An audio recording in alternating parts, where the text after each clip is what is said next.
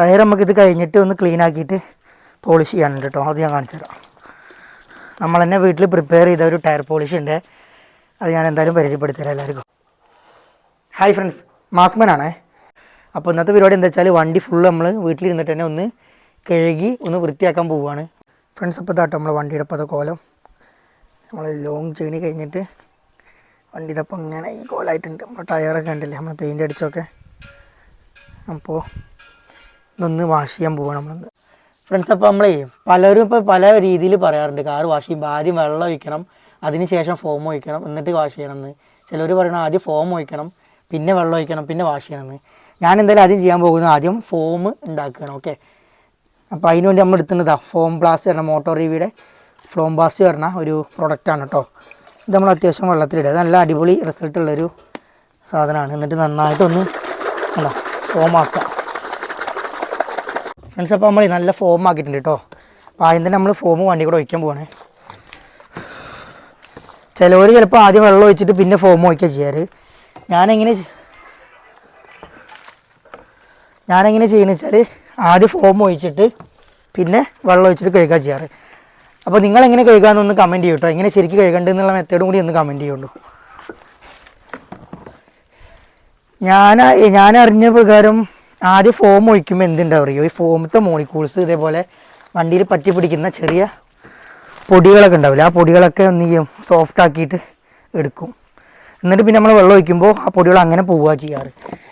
അല്ലാതെ നമ്മൾ ആദ്യം തന്നെ പൊടിയിൽ വെള്ളം ഒഴിക്കുകയാണെന്നുണ്ടെങ്കിൽ ചിലപ്പോൾ വെള്ളം പോരുമ്പോൾ അങ്ങനെ ഒഴിക്കുമ്പോൾ ആ പൊടികൾ വണ്ടിയിൽ സ്ക്രാച്ച് ഉണ്ടാക്കും കേട്ടോ. അപ്പോൾ നിങ്ങളെങ്ങനെ ചെയ്യണമെന്ന് വെച്ചാൽ ഒന്ന് കമൻറ്റ് ചെയ്യുന്നുണ്ടോ.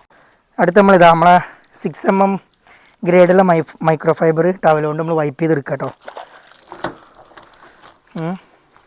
ഇത് മൈക്രോ ഫൈബർ ആകുമ്പോൾ തന്നെ സ്ക്രാച്ചസോ കാര്യങ്ങളൊന്നും ഉണ്ടാവില്ല.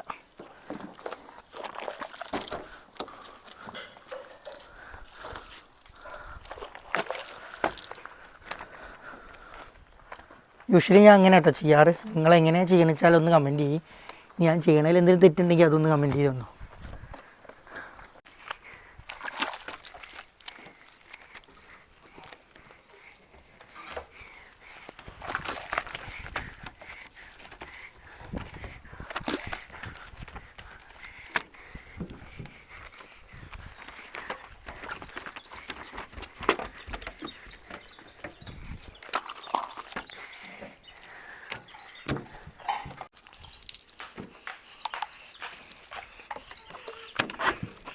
മൈക്രോ ഫൈബർ തന്നെ തുടച്ചെടുക്കണം.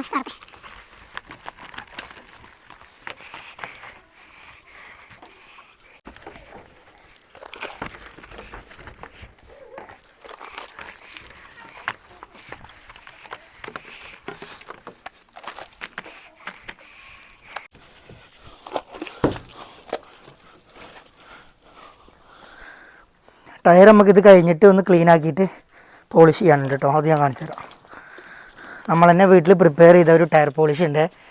അത് ഞാൻ എന്തായാലും പരിചയപ്പെടുത്തി തരാം എല്ലാവർക്കും.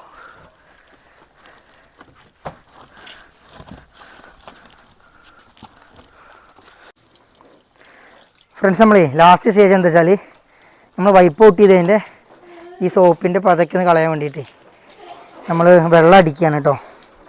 ജസ്റ്റ് നമ്മളിഞ്ഞ് വെള്ളം ഒന്ന് അടിച്ചു കൊടുത്താൽ മതി കേട്ടോ. അപ്പോൾ തന്നെ ഫുള്ള് ക്ലീൻ ആയിക്കോളും. ഞാനിങ്ങനെയാണ് യൂഷ്വലി ചെയ്യാറ് ഫ്രണ്ട്സ്. ഇതാട്ടോ നമ്മൾ വീട്ടിലുണ്ടാക്കിയ ടയർ പോളിഷ്.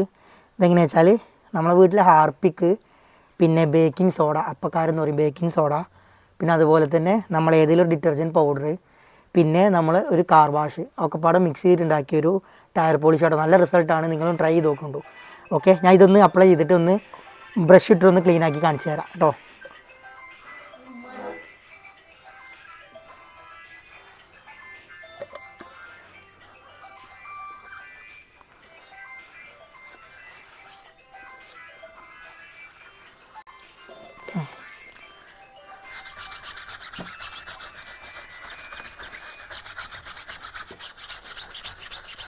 വീട്ടിലുണ്ടാക്കിയ ടയർ പോളിഷ് കൊണ്ട് നല്ലൊന്ന് തേച്ചിട്ട് നല്ല ബ്രഷ് ഇട്ടൊന്ന് വൈപ്പ് ചെയ്ത് ഉരച്ചെടുത്തിട്ടുണ്ട്.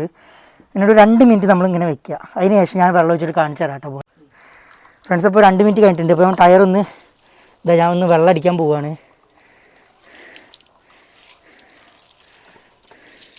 ടയറിൻ്റെ ഫിനിഷിങ് കണ്ടോണ്ട്